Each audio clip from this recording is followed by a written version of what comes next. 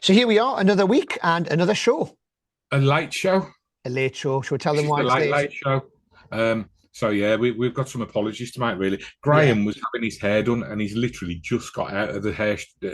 Nah, you were I mean, you were just busy last week, weren't you? Just I loads was of at gigs. the Fringe. So the day we were supposed to film we normally film this on a Friday. I was at the Fringe in Edinburgh, Ah, which we'll we're talk going about to in a bit. It was talk good. about that in a bit. Yeah.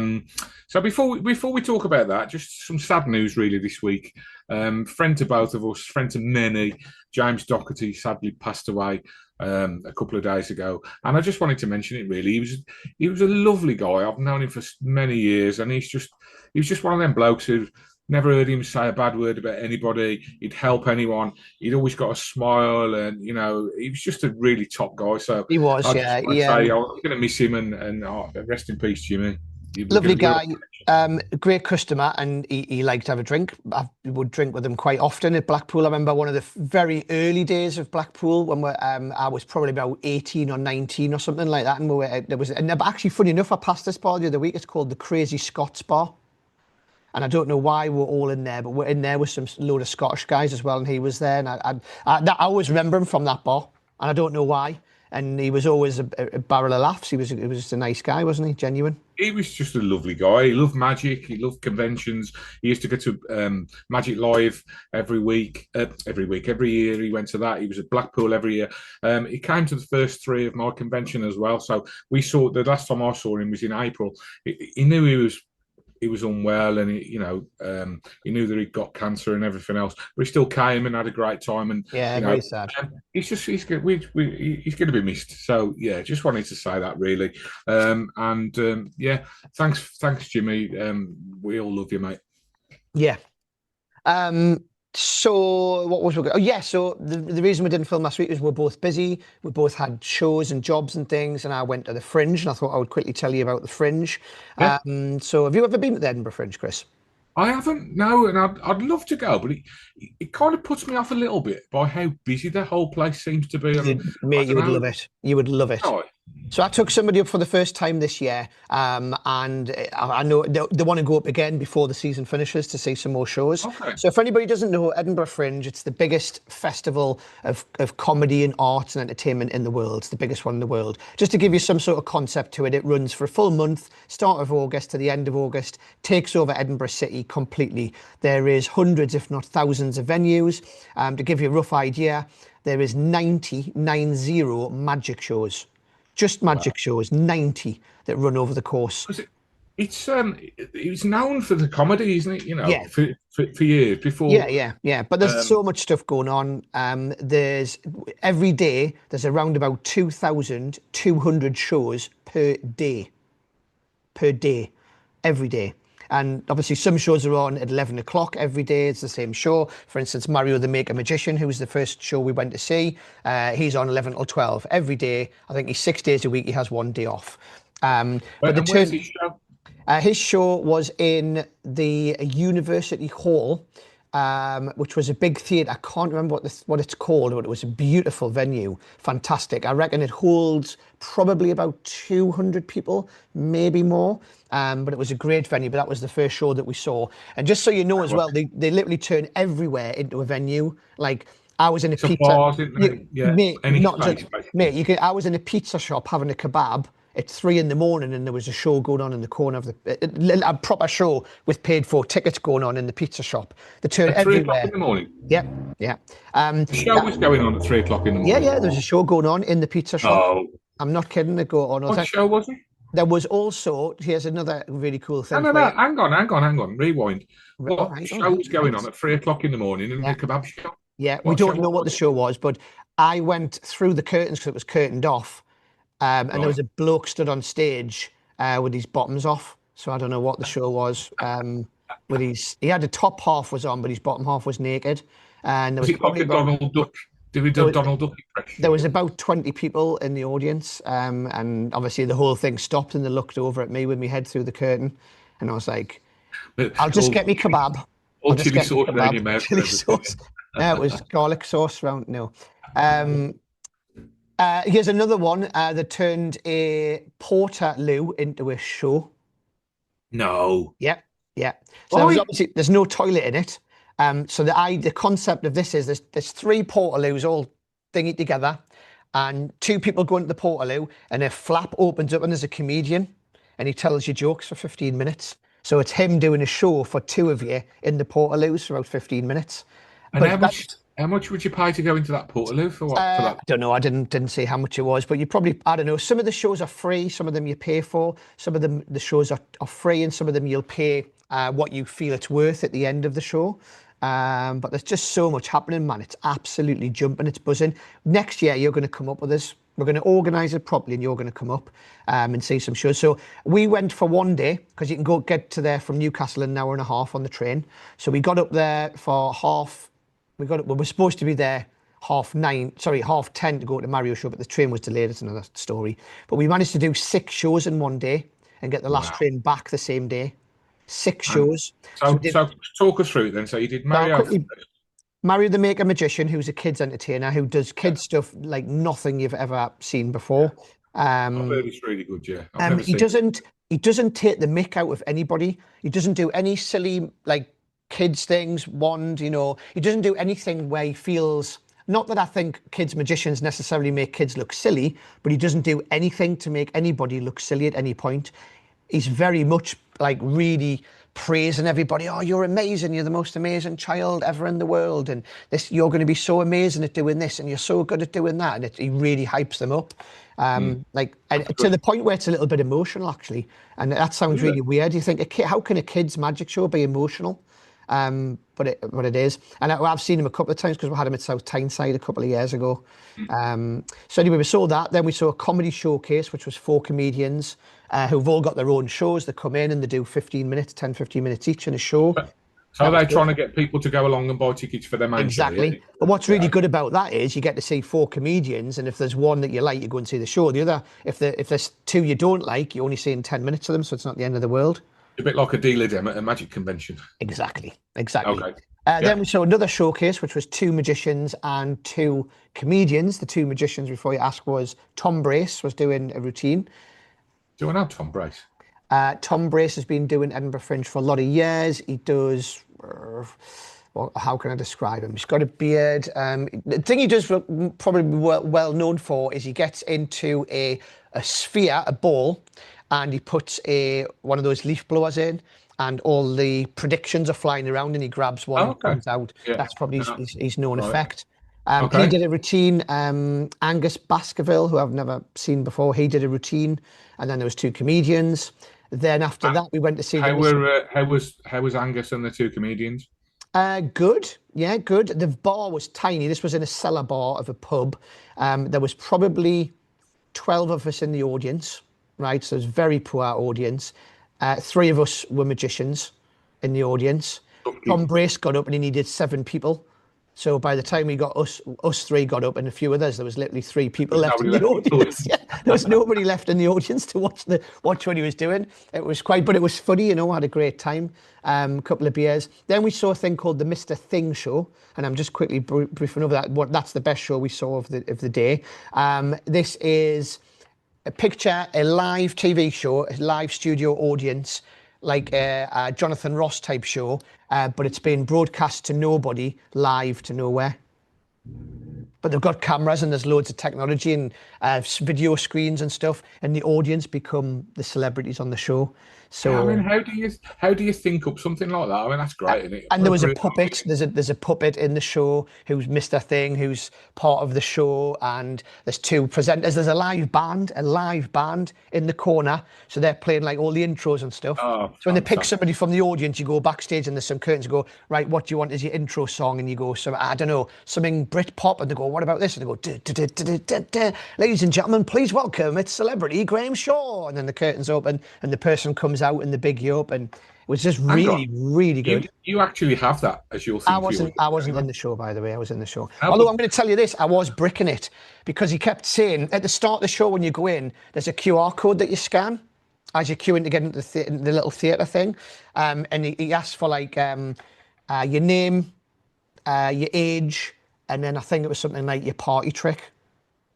And I'd put magic. And then all the way through the show, he says, we're going to end the show with the magic trick. And I'm thinking, oh, no. oh no, I'm going to get pulled up. Now, by this point, I'd had about 6 beers because it was 5 o'clock in the afternoon. And I only dawned on us when during the show, and even the person who I was with, who's not necessarily a magician, he purposely didn't fill the form in because he says, I knew what was going to happen. They were going to get one of us up, aren't they? So even he's nervous for us because he's thinking, fuck, you're going to get up, aren't you? And you're not going to be able to do a trick. So all the way through the show, I'm now sitting going, I can't do this, right? I'm going to do this. I can't do that because it's too long-winded. So all the way through the show, I'm like now thinking about what presentation I'm going to use for this trick at the end of the show. Luckily, it wasn't me. It was all part of the show. It was somebody else. And Debbie McGee comes on. And but yeah, No, great concept to the show. Great concept. And then we saw Colin Cloud. Yes. His show, Hybrid bit of mentalism. big venue, big, massive venue. It was a good show. The lighting cues are good. He does this really good thing at the start, which totally fooled us. So as you're coming into the theatre, I don't know if I should give this away because people might go and say, as you're coming into the theatre, he's on stage with a chessboard and he's playing himself at chess. So he's like on one side moving the chess piece, and then he goes around the other side and he's doing this, and then he's positioning them like that. And then he moves another piece, and he stays on stage while people are coming in, like a pre-show thing. Well, I love pre-show stuff. I think it's great.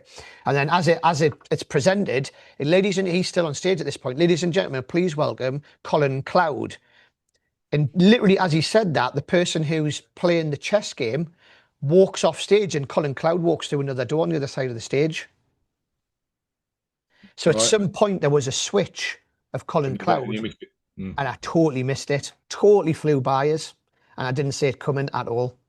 And that was the start of the show. It was really good. And then the rest of his show was good. Typical mentalism, but good. Lighting was really good. The lights, everything stops. So he's got like 2 spectators on the stage, and he's talking to them. And then all of a sudden it goes, whoosh, or everything goes to blackout except this one light on him. And it's like his inner thoughts. And his inner thoughts are, so in a second, this guy here, he's going to name the number 2. This guy over here in a second, he's already thinking of the ace of clubs. And then it goes back to normal again. Do you know what I mean? And now he reveals what they are. And it was just really good, really clever thinking. Yeah, a lot of stuff like that, yeah. And then we finished off with a thing called Spray Watch, which is essentially, imagine a West End musical, without any of the West End and without any of the production. It wasn't a great end of the game. So did Colin Cloud, do you think he based his hair on you, or did you copy him? So I'm older than him, because I remember Colin when he was very young, when he used to hang around with Kennedy and come to the South Tyneside convention and stuff. So definitely based on me. He's definitely copied my style. Copied on you. Fantastic. Well, all right, mate. Well, I'll take you up on that then. We'll do that next year. You definitely got to come. I tell you what, once you've been up there, you'll want to go again and again and again. It'll definitely not be your last time. Everybody's told me, and Edinburgh is such a beautiful city as well. Yeah, it's a great thing. And if you're just doing a day, it's not that expensive. If you want to get accommodation, it's Magicbox. But that's what was putting me off. But if I can stay in Newcastle and just catch the train up, come the train with us. Yeah, we'll do it. Yeah, we'll do that. Awesome, fantastic. So there we go. That's the news. So now we're off to the old school next, I think. No, over to you, isn't it? No, old school. You get it wrong every week. It's because I haven't filmed for. Right, okay. So here we go to the old school.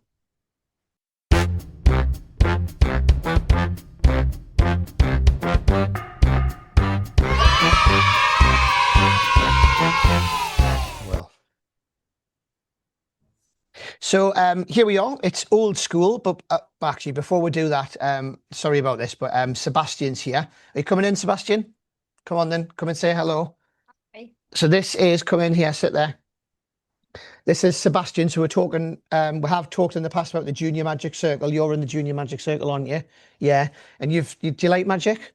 Yeah. Yeah, and you've seen a lot of magicians, haven't you? I've forced him to see lots of magicians. But actually, here's the thing. Out of all the magicians that you've seen, right, out of all of them, right, out of all magicians, right, out of all the magicians that you've seen, who is the best? Who's the best magician, right? Like the best one, the best magician that you've seen. Who's the best one? Chris Congreve. Let's try that again, right? So out of all the magicians, right? Out of all the magicians that you've seen, right? Remember how we rehearsed it, right? Out of all the magicians, right? Who is the best one? Grimshaw. That's right. Yeah, that's right. Perfect. All right. Did that work? Yeah, that's brilliant, that, mate. Oh, is that obvious? He definitely wasn't me, because when you sent me something in the post, you even put Chris Congreve, the 4th best magician in Wolverhampton, on the envelope. Did I? That might have been me. It might have been Taylor. Well, if it was Tyler, he was under orders. He was. Right, okay, so we stop messing about. Sorry, that's my fault. Stop messing about. Shall we get to the old school? Let's do it. So this week's old school, and this is properly old school. Listen to Chris. It is Oh, God, yeah. Mike Powers' Diminishing Returns. Is this back out again, or has it just never gone away? I'm not sure what's happened. Never gone away. It's never gone away. So Diminishing Returns, it's quite difficult to film on the camera. So we've filmed it already, and Taylor's going to play me performing it right now. Here's something interesting with a pack of bicycle cards. Not that it matters, but a pack of red bicycle cards. Now, Taylor's going to name one of these cards. It can be any one of 52. Not the Joker, because that's not really a card, so we'll put that to one side. But any of the others you can name out loud, Taylor, so just one you can see. 5 of diamonds. 5 of diamonds. Where's that 5 of diamonds? Did I pass it already? 5 of diamonds. You don't want to change your mind because you can choose another one? Nope. Okay, 5 it is. Here's what we're going to do. I'm going to tell you what's going to happen before we do it, and this is rare for a magician to do that. But what's going to happen is I'm going to take the 5 of diamonds out. As it touches the table, it's going to become instantly twice the size of the rest of the cards. So watch that 5 closely. As I take it out and touch here, it becomes twice the size of the rest of the cards, just like that. And look how much bigger it is now. It's twice the size of all the rest. Now, of course, we can't leave the 5 of diamonds like this. So here's what we're going to do. We are going to gather them up like this and respread them. And now what happens is the whole pack goes back to the regular size, except for one. As you can see, one card is now shrunk and the rest of the cards are now the full size. That's no good. So we have to fix this. So that's okay. What we do is we take the 5 of diamonds and watch. We just pull it out like that and it instantly goes back to full size, giving us a full pack of red bicycle cards. So there we go. So that's the performance of it. That's me doing it on the mat. Now, there is a couple of drawbacks with this, a couple of really good things as well, obviously. The main drawback is you do need a table to do it on. Yeah, it's not really it's not really a table hopping trick, but I don't think that matters. I think the visuals are so good. Yeah, I remember I first saw this done. Excuse me, probably 25 years ago. A young 19-year-old Craig Petty, who was a magic demonstrator in a joke shop, and he showed it to me all those years ago, and I just sat there. And I was like, whoa, and your eyes just pop out when you see it, it's just incredible. Yeah, it is mega visual, isn't it? And I think anybody who watches that will realise what the drawbacks are. And, you can't do it round a table. You need a close-up mat. But so what? If you're doing a parlour show or especially these days with social media and everything, it's fantastic for that. Yeah. It's easy to do. Would you agree? Yeah. Yeah, there's no sleight of hand. You've just got to be able to spread evenly. You've got to be able to spread the cards nice and evenly and quite straight, basically on the table or on the mat. Other than that, it is self-work and there's nothing really to do. The instructions for this used to be like what used to be written instructions, but it's the same trick, but they've now give you video instructions, which makes it. Okay. Oh, that's good then. Makes it probably easy to follow. But it also, to be honest, I even remember the written instructions were pretty basic. I think it was just one A4 sheet and that was it because it was that easy to do. It's like 3 phases, isn't it? And because it was that easy to do, there wasn't really much to read. Once you saw it, it was like, okay, I get the concept. I have noticed that this version, and I think the original might have as well, it actually comes with a free trick as well. So when you go at the site, you get a free trick called the ambiguous card. Which is a trick, a Mike Powers effect, because if you don't know, it's by Mike Powers, people watching. And did he release any other stuff? Can you remember? I think he did. I'm pretty sure he had a book, and I think that this ambiguous card was in his book as well, because this trick doesn't use any gimmicks. What it does, you need to buy a mini bicycle deck, or you need one mini bicycle card and then a regular deck of cards to match it to do the trick that he explains, and it comes with that as a PDF.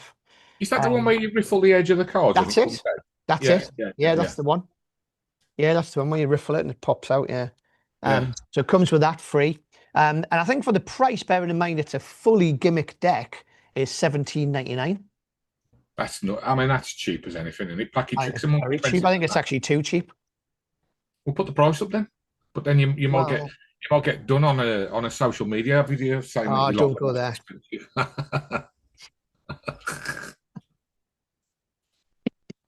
The less said about that, the better. So I think 18 quid. I think it's very good considering I think most printed deck these days you're looking at 30 quid. I would say for a gaff deck, and it's bicycle. We know ourselves it's so expensive to get a deck. You've got to order big numbers to be able to get the price down. So I think it's great, a brilliant value. Fantastic, great. If you think you can put this into a show somewhere or on your social media or whatever, it's perfect. And I wonder now I've got more experience. I'm just wondering whether you couldn't use like some of the gimmicks. And in the hands and do like a packet trick version of it, maybe. It's certainly worth exploring and looking into. Interesting. So we go. That's this week's old school. And now what is it next? Because I forget. It's over to you. So here we go. It's over to you.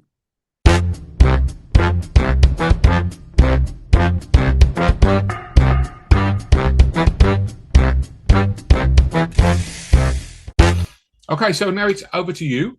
And this was a question on the back of us mentioning Gary Jones a few times over the last few weeks. Somebody asked the question of what Gary Jones effects do we do at our gigs? Now, I actually do use a Gary Jones effect all the time. And I also use a move of his. So the effect is Owen's Opener. And it's a routine that uses a standard pack of cards. I do use it as an opening card trick or for the start of an ambitious card type routine. It uses, I don't know, it's classic Gary, really. They're looking up here, something else is going on down here, and people swear. You get people swearing at this. It's such a great effect. Just uses a standard pack of cards. And I would recommend anybody to check that out. Yeah, it's published in books, I think, mainly. It's certainly in Alas Christian Jones.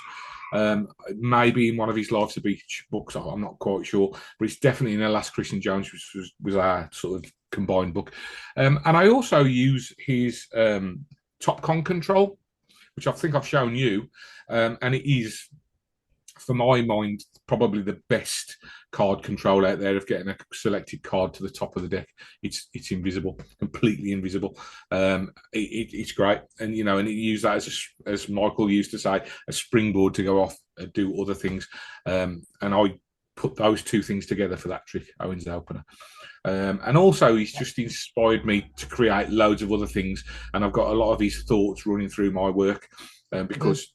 He's been my mentor and friend for so many years. So a lot of what I do is definitely inspired by Gary's teachings. Yeah. So obviously, I didn't know what the question was this week. I don't know Gary as well as you do, and I haven't read as much of his material as you. But there is one thing I know I do, and it's not necessarily his trick, but it's more his style. And it's when he does his Omni deck type routine, when he does the switch. And you kind of nailed it before when you said it's his classic style of misdirection. They're literally holding the thing. They've literally got it in their hand, and you're over here with the card. Do you know what I mean? And they're still holding the gimmick. You don't have to necessarily have them like this and make sure you keep tight hold of the pack and all that. You just basically relax. They're physically holding it and even start moving it around as they're looking at the card up here. And then obviously they look down and it's not a pack. And I know I think you or even he's told us the story before of they've actually gone and took a phone call midway through the routine. Yeah, I told it in one of the shows. Yeah. And still had the deck in the hand, took the phone call, come back, and he hasn't finished the trick. And and now they look down and what? Yeah. That's how strong it is. Indian restaurant. Yeah. He does in the last Christian Jones. He sort of hid a trick away. In an essay that he wrote about misdirection, and I'm not going to say what it is because I think people, I don't want to. I think people need to go out and search this stuff out. You know what I mean? I'm going to give you a point to where it is. If you've got that book and you haven't found this trick, you need to reread the Gary's essay on misdirection. Right. He's got this effect in there called the vanishing nut trick. and that's all I'm going to say. And it's fantastic, fantastic. Okay, and it's in which book? It's in Alas, Christian Jones. He wrote an essay, a short essay on his thoughts about misdirection, and that effect was sort of weaved through the essay. Right. So it's hidden away. If people who don't know, if they don't read a book all the way through and just dip in and out and all the rest of it, because it's a big old book, they may well have missed it. And it's something that he gets a reaction from a table sometimes 3 or 4 minutes after he's left that table from this trick. Wow. It's great. Okay. Perfect. Yeah. Brilliant. That sounds good. I'm going to look at that. I'm going to go and have a look and find that. Yeah. After we finish this video call. Yes, good. You should. So yeah, I mean, high praise for Gary. Like I said, I don't know him as well as you do. I don't know his material as well as you do, but I've always loved his lectures and loved his performance style. Even some of the videos I see him performing live when he's at weddings and stuff. He's got a really nice laid-back style, and you can't help but like him. Really, people warm to him. He's just a really warm guy. But then he uses that to his advantage because he just baffles the crap out of you as well. Yeah, I've been fooled by him more than any other magician over the years. He just absolutely destroys. Yeah, it's great. Love his stuff. And he's 70 this year. He'll be happy to know that I'm sharing that. He's 70 soon. Is he? Yeah. No way. Yeah. Well, there we go. Okay. Now what's it? Reviews. Review time. So here we go. Let's go over to reviews. Reviews.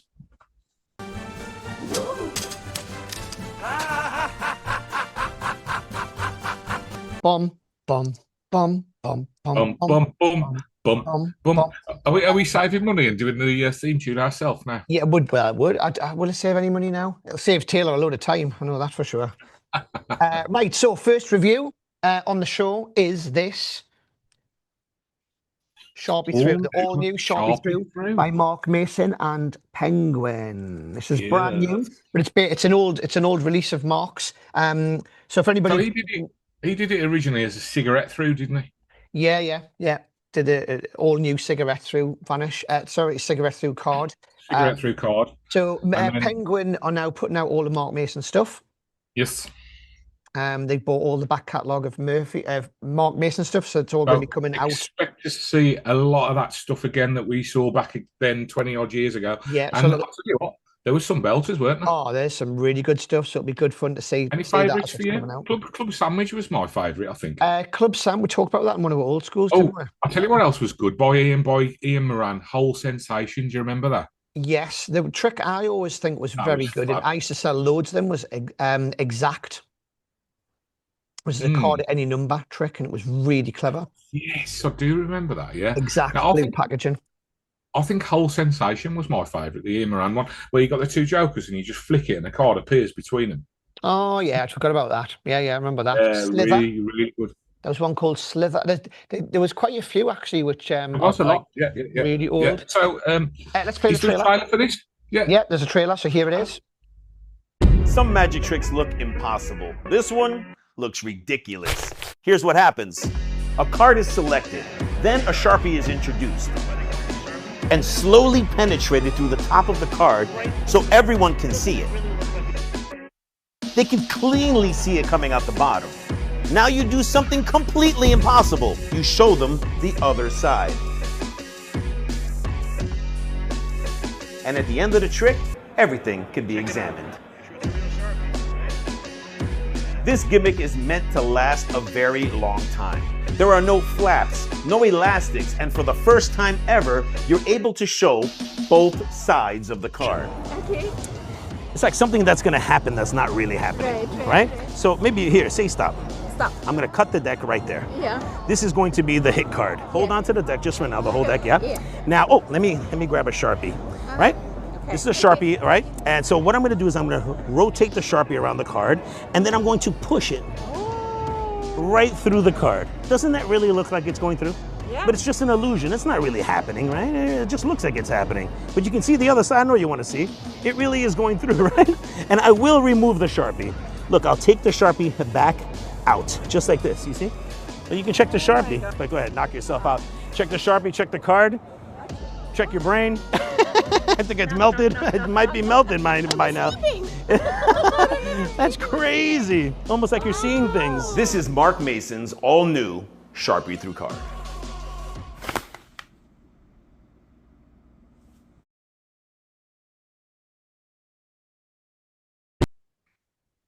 So there we go, there's the trailer. It's very straightforward. It's a Sharpie through playing card. What makes this really nice is you can show both sides of the card. So a lot of people who know the Sharpie through card general gimmick, you can't show both sides. No. This one you can. So it's a trade-off, isn't it? You know, so with the original gimmick, right? You can get the card signed first. Yeah, it can be any card. It can be any card. You then go into it, you put the Sharpie through, you then switch the card back in, and it can be examined, and then you can go on and do other routines with it, etc. Whereas with this, you can show it, and then you can show it all the way around, and your hands, you know, everything's clean. It's, you know, it's as clean as it looks on the video. In fact, can you push a pen through that gimmick there, and then just show it? I'll show you on camera. So that's the pen through. So I'll push that in there. And this is position. Yeah, so I can show you this both sides, the pen going through. So even on camera, it's very, very clean. This is the gimmick. I'm holding the gimmick. This is not just a card with a hole stuck in it, by the way. This is actually the gimmick. Now, I haven't really practiced it, but I'm going to do it anyway. Do it off camera. Just do it off camera. So literally when I take the pen out and then bring the card up, that's the gimmick. And you can, I mean, that's really, really is well made and all the rest of it. So it depends on your, whether you think signing the card and then doing it through a back is stronger or not. Really. Okay, so I'll tell you my opinion. With this, obviously, you have to force the card. So there's a forced card. Obviously, like you said, the trade-off is you can show both sides. For me, I prefer this version over having a card signed and selected and signed, because I always think a spectator's none the wiser when you're forcing a card on them. I agree. Personally. I don't think it makes it weaker, the fact that you force the card. The only thing that would put me off it is if you were doing another effect that required a different card. Obviously, you're going to have to force the card that is your gimmick. So if you were doing something where the card, I don't know, for another trick had to be the 3 of hearts or something like that, and you want to do that as an interlude, you couldn't do that with this. So there, like you said, there is trade-offs. I agree with you, mate. To be honest with you, I think as magicians we forget about. I'll give you an example. So my trick Child's Play, it's one's a force card. There's 2 cards. One's a force card in a photograph, and the other one is a genuinely thought of card. And when you pull that photograph out and show the prediction on a photograph of a previous, the reaction is ridiculous. People react really, really strongly, even that, and because and as magicians, we sort of forget the impact you can have on a force card. So I agree with you, mate. I think the fact that you can show it all the way around, take the pen out and then show the card again without a hole in it. Now they can't examine that straight away. Although if you watch the demo, you can, when you see Mark performing it, he does switch the card back in. Yeah, he does. Yeah. And there's a few different. The tutorial is not long because it's very straightforward. I think the tutorial is only about 15 minutes because the trick is very, very simple to do. He teaches a couple of forces, how to force a card. Then he teaches you how to switch it back should you want to. But what he stresses in the video is he never really has anybody want to examine the card because he hands the Sharpie to them. And as he hands the Sharpie to them, that's when he does the switch. Whether they want to look at this or not, it doesn't matter. He hands it to them because they're going to now sign a card generally for another trick that he's about to do. So they then look at this and look at the pen, by which point he's already switched the card. And now they can sign it, which is the regular one, you know. So it comes with that routine in, and I think it flies. Yeah, I think it flies. I wouldn't. It's one of those tricks that I've done it for many years. The other version, I've done the cigarette through version. I've done this version, and I've always done it as kind of a step or a prelude to doing something else or something after. You know what I mean? So just before you sign the card, I'll just show you this. Bang, do it. Bang, right now, sign the card. Now do whatever trick, whether it be, I don't know, card impossible location or ambitious card or whatever it is. It's kind of almost like a little additional thing that I do. Do you think you're selling it short? Do I think what? Do you think by doing that you're selling that effect short? Maybe, but I like to do it as almost like an offbeat thing. I love to do it just as oh, whoa, hang on, that's weird. and then carry on, yeah. rather than a I physical get what you're saying. one effect I'm in just- itself. But I'm yeah, just thinking out loud. You know, do we think that the effect's that strong? You should let it, as Paul Harris used to say, just let it breathe a bit before you move on, or just do it as a throwaway thing. I don't know. I'm not saying. I think it depends on the person's performance style. If you're like quite a quick, fast performer, then it fits more me doing it quickly as a prelude to something else. But if you're a different kind of performer, then maybe that is the effect. As the if you're a more boring performer. No, I was going to say you could present it in like this. What I'm going to show you, this is how I present some of the stuff. What I'm going to show you now is an illusion. It's something. It's not a trick. It's an illusion. It looks like it's going through the card, doesn't it? It looks like it's good. It's not actually going. It just looks like it's going through. It's not actually going through the card. But if I get the right angle like this, it does look almost like it's gone through. You know what I mean? But it's not though. It's not gone through the card because there's no hole in the. You know what I mean? And do it like that. I don't know, different styles, but I think it lends itself to different performance styles. Gimmick is very well made, beautiful gimmick, as I've said. Price wise, I think it's $24.99. So that isn't that just like we're talking about Mike Power's trick earlier, $17.99, you get a full deck.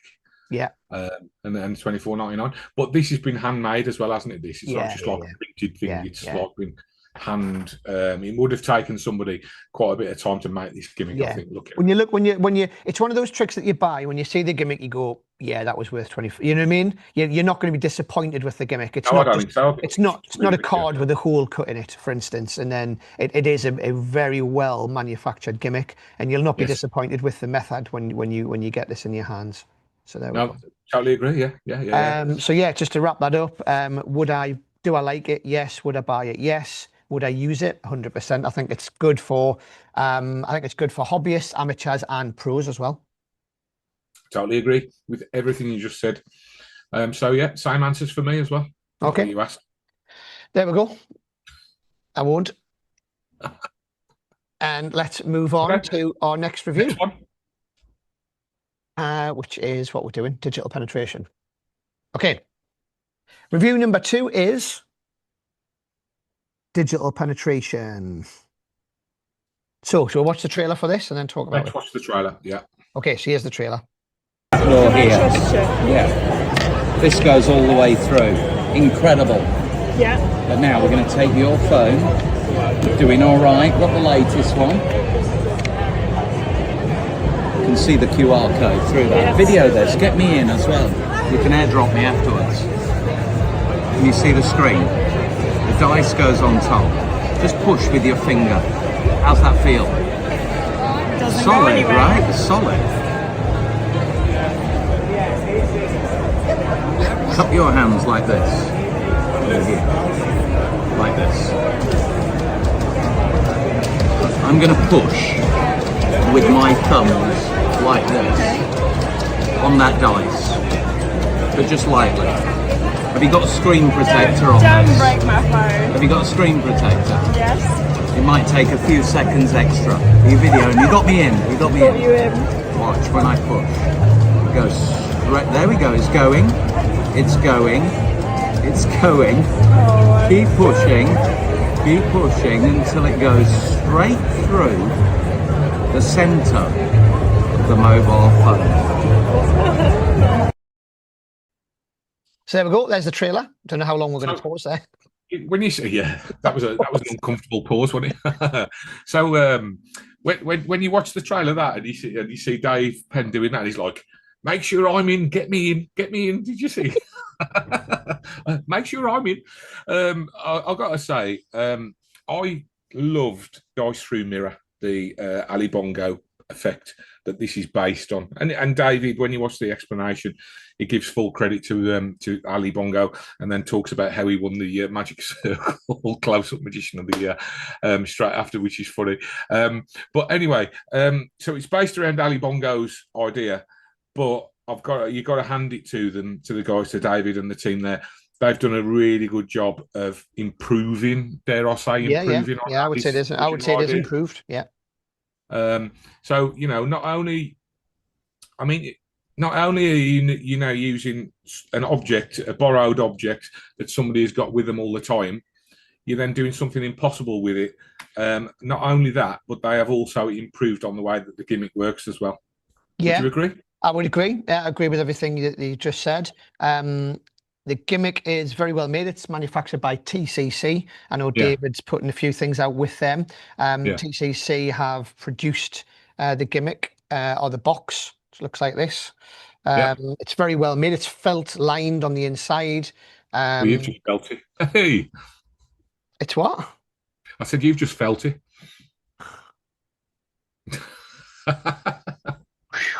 Wow is all I can say to that.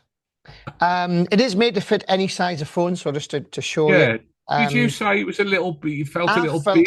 I felt it was a little bit big. My phone is one of those amazing Samsung phones. So this is an S25. It's not massive, but is that just a regular size phone? Yeah, I mean Taylor's got his iPhone here. So my wife's got like one of those, them plus size phones. They're like massive ones, Yeah, that might not fit. So presumably that's why they've had it made bigger, I guess. So I think it will fit a standard iPhone. It will fit a standard Samsung phone. I don't think it'll fit. Do you call it a Pro? It will fit a standard iPhone. That's Taylor's iPhone in there, which fills up the whole box. And is that just a regular size one? That regular size one? No, it's Pro Max. Oh, this is a Pro Max, so it fits a Pro Max in it as well. Okay, because that looks quite big. I mean, it filled the whole box, whereas the Samsung or a standard iPhone would. I think a standard iPhone's about the same size as the Samsung, so there is a little bit of space there. But I mean, I don't think it matters. I don't as think long as it's not tiny, it fills up most of the space inside. Where would that fit in, like an inside jacket pocket, or is it a little bit too big for that? I'm just wondering about carrying it around the tables and stuff. I think it would at a push go inside your pocket. Yes, it's about. I would say it's slightly wider than like a Lepore wallet. Like a JOL. Yeah. I would say it's slightly wider. Wallet. I think it would fit in my jacket pocket. I think it would just go in, but I probably wouldn't. I wouldn't do this. It's not my sort of thing. To table hop anyway. I like it. I think it's cool. More of a pre-dinner walking around like mix and mingle type thing, maybe. Yeah, maybe. I mean, okay, so I'll say my opinion on this before we sort of say exactly what we think at the end. I was never a massive fan of the Dice Through Mirror. It wasn't. I don't know. It wasn't my. How fooling was it? I just remember being fried by it when I first saw it. It just really filled the crap out of me. I mean, so it stuck with me. I mean, I'm talking like I was fairly new into Magic when I saw it, I think. So maybe that was, maybe I wouldn't have been full by it now. Maybe, I don't know. So a couple of there's pros and cons. I agree with you 100%. I think this is definitely improvement over the original. 100%, no question there. It is a little bit angly. You do have to watch your angles with it. You can't do it completely surrounded. So if there was somebody right behind you here looking down, you have to be very careful with your angles. I thought about that while I was watching it, and they film like an over the shoulders sort of thing where he's going into that bowl instead of a spectator's hands. Yeah. And even when you're coming behind, you can't really see a lot. I didn't think. Yeah.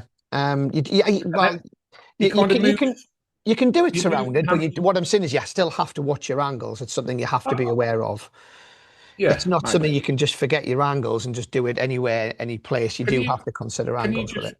But can you forget your angles with any close-up magic trick? You can't, can you? No, I disagree. I think you can. Yeah. What like? You put us on the spot.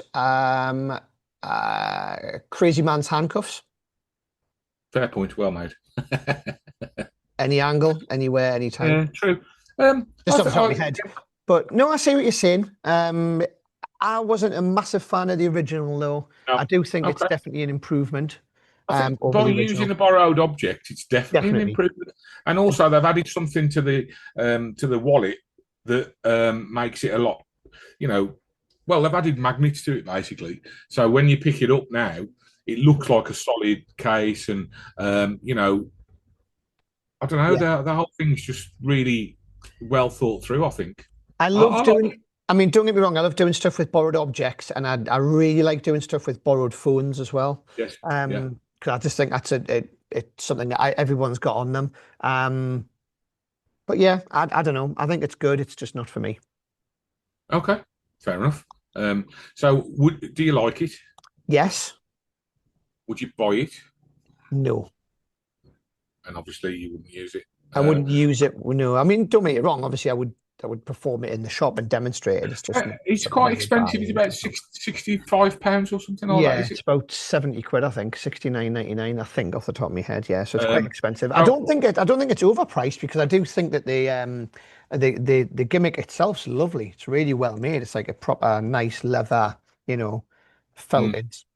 It's very well made. So I don't think it's overpriced. I'd buy it, and I would use it, definitely. Okay. Well, there we go. There we go. So that's our opinion on that. So good. There we are then. That's it. There we go. That's another show done. Again, sorry, this show's a bit late, guys, but blame Graham and his trip to Edinburgh for that. But it's, you know what? It sounds like he had a good time, so that's worth it, really, wasn't it? But honestly, if you get a chance to go to Edinburgh, even this, if it's on for another 3 weeks yet till the end of August, go, man! It's just so good. Just get a cheap train up there. Just go for the day or something, because the accommodation's Magicbox. But you can get up there for a day, say a couple of shows. We managed 6 in a day, but I mean, if you did 2 or 3, it's great. So there we go. Keep the questions coming in, and subscribe if you haven't already, and keep an eye on the Magicbox newsletters as well, because we're going to have some free stuff coming very soon from Joelle Dickinson as well. So that's interesting. There you go. That's it then. That's it for another week. Have a great week, everyone. See you next week.